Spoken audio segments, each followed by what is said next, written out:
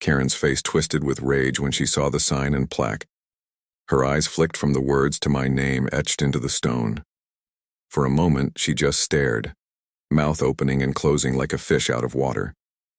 Then she clenched her fists and spun around, voice sharp and trembling. "This isn't over," she spat, voice low and dangerous. "You think you've won? You're just delaying the inevitable." But I didn't flinch. I had prepared for this. The fence was built. The sign was set and the lease was signed. I watched her storm off, her dog trailing behind, tail tucked low. The neighborhood was quiet now. No flyers, no trespassing signs.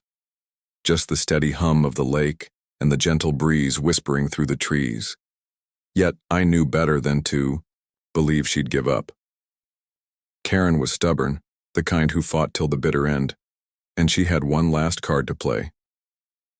A week later, I noticed her walking near the trail again, this time with a camera in hand. She crouched behind a bush, snapping pictures of the fence, the plaque, and my new sign. She was recording. I kept my distance, watching her every move. Then, she slipped a small device out of her pocket, a tiny black box, and pressed it against the fence post, eyes darting around nervously. My heart skipped. I knew exactly what that was. A GPS tracker. She was trying to catch me slipping up or maybe find a way to claim the land back through some legal loophole. But I had anticipated this. I had already set up my own trail cameras, recording her every move. The next day, I retrieved my camera footage and saw her again lurking near the fence, fiddling with the device. I zoomed in and recognized the model, one I'd researched. A tracker meant to monitor property boundaries, or so she thought. I wasn't about to sit back. I took her footage, downloaded the GPS data, and sent it to Jeremy. His reply was quick and cold. "That's illegal. She's stalking you." I knew that. I'd already decided what I would do. I waited until nightfall, then quietly approached the fence with a small toolkit. Under the cover of darkness, I carefully removed the tracker, wrapping it in a plastic bag. I left it near her house where she'd find it in the morning. The next day, she must have realized what I'd done because her phone exploded with messages and calls. Her face in the video turned pale when she saw her own device in my hand. She tried to deny everything when I confronted her, but her eyes betrayed her. It was the final push. I sent her a certified letter, official, cold, and clear. I'd caught her spying, stalking, and trespassing. I warned her to stay away or face legal charges. I also made sure the county knew about her illegal tracking attempt, but Karen didn't just back down. Instead, she doubled her efforts. That very night, I found a note slipped under my door. It was written in shaky handwriting. "You think you own everything now? You're just a thief in the night. We'll see who owns what. This isn't over." I looked around and saw her shadow disappearing into the darkness. Her threats were growing more desperate. She was trying to scare me, to push me off my land. But I had already taken the final step. My lease, my fence, my sign, my proof. Then came the real twist. One evening, as I sat on my porch, I saw her, creeping through the woods again with a flashlight, trying to sneak past the fence. But this time she wasn't alone. A tall man followed behind her, someone I didn't recognize. They moved quickly, silently, like they were on a mission. Didn't move. I just watched through my window as they reached the fence, whispering. The man pulled out a crowbar, bending down to pry at the gate lock. Karen looked over her shoulder nervously. Suddenly, I remembered the camera I'd hidden on the far side of the property, an extra, just in case. I turned it on and watched live as they worked, her trying to open the gate, him forcing the lock. I knew then, this wasn't just Karen's fight anymore. Someone else was involved, someone willing to do whatever it took to take back what I had claimed. But I had my own plan. I stayed still, my finger hovering over the record button. If they broke the fence, I'd have proof. If they tried to intimidate me further, I'd be ready. And the next morning I found fresh footprints near the fence, large, booted, and heading toward the lake.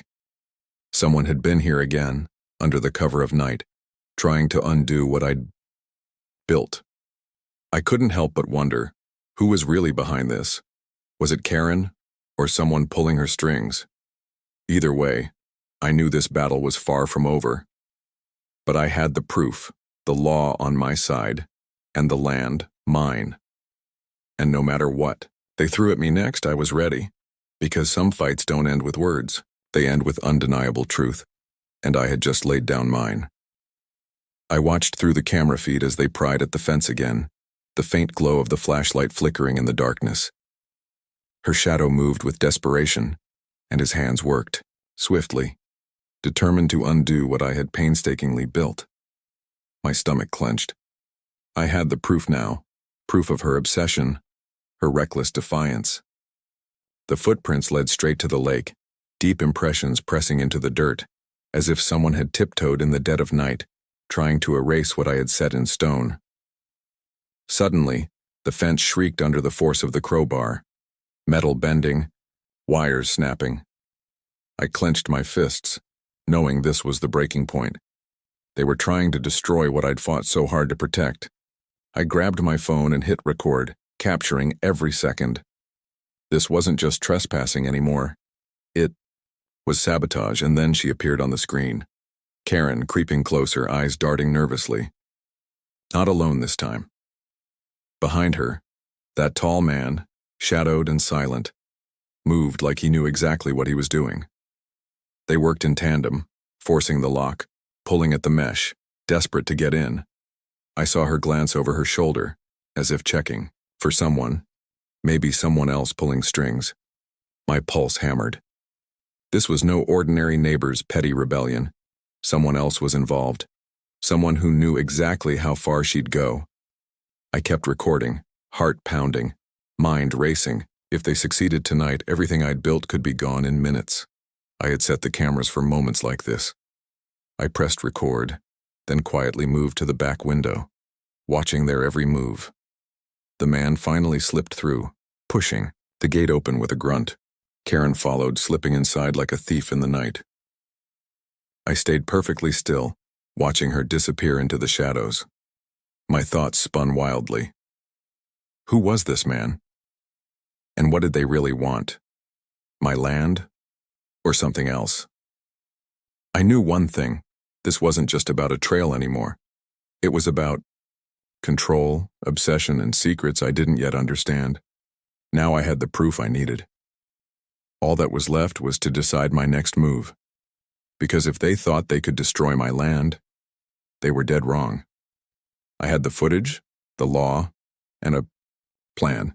And I wasn't about to let this end with a broken fence or a stolen piece of my life. The night grew silent again. But inside, my mind roared. Whatever was coming next, I was ready. And I knew. I was closer than ever to uncovering the truth, behind the shadows creeping onto my land. The fence had been cut again, but this time I wasn't just watching. This time I was ready. I pressed the record button on the motion sensor camera, heart pounding as I stared at the screen. Karen, with her hoodie pulled tight and her dog trailing behind, slipped through the broken mesh like a shadow. But it wasn't her alone anymore.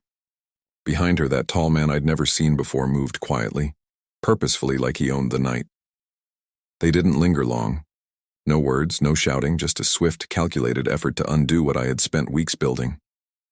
As they disappeared into the darkness, I saw the faint glow of their flashlights flickering across the trail. My fists clenched. Whatever they were after, I now knew. This was bigger than trespassing. It was war. I watched the footage freeze.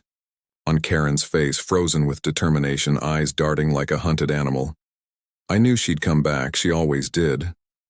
But I also knew I had the upper hand. I had the proof. Every step, every shadow, every secret she tried to hide. Suddenly, a new thought struck me. What if this wasn't just about land? What if they were after something buried beneath it? I remembered the old rumors, the strange noises I'd heard when I first moved in, stories about hidden tunnels and forgotten secrets. My pulse quickened. Maybe the land wasn't just mine. Maybe it was a piece of something darker, something they'd killed to keep buried. I grabbed my phone and called Jeremy. "You see this?"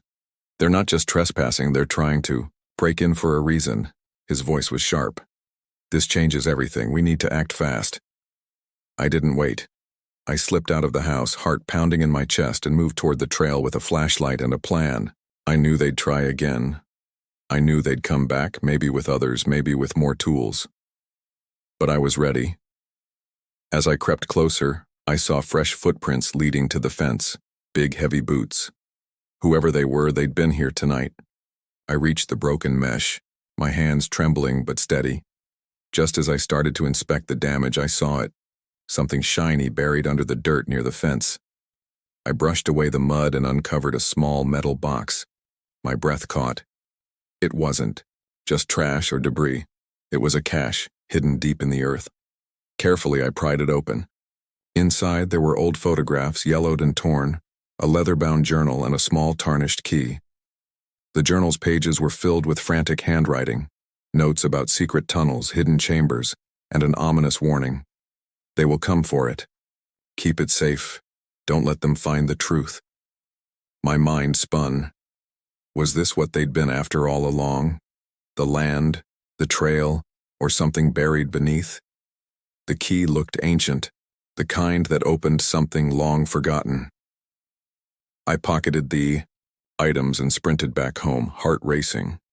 I knew I had to find out what was hidden beneath the ground, what they'd risk everything to keep quiet. I went straight to Jeremy, showing him the journal and the key. His eyes widened as he read. This is bigger than we thought. There's history here, something worth killing for. And then it hit me. This wasn't just about land. It was about a secret buried deep, something that could rewrite history or destroy it. The real battle had just begun. That night I looked out at the trail, now barricaded with a new fence and a sign that read, "Private property, no trespassing." But I knew better.